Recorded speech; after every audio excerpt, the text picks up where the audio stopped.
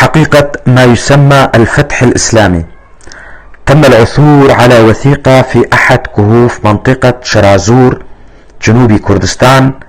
يعود تاريخ هذه الوثيقة إلى القرن السابع الميلادي تقريبا. جاء فيها: سويت أماكن الصلاة بالأرض، نيرانهم أحرقتها، لقد اختبأ الأعظم بين العظماء، وكان العرب يضربون قرى الريف حتى شرازور، وأخذوا زوجات الفلاحين وبناتهم كعبيد.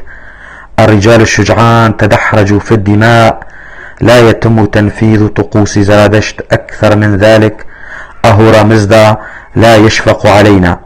هذا التوثيق كما أسلفنا كان مكتوبا على قطعة من جلد، وكان موجودا في كهف بمنطقة شرازور.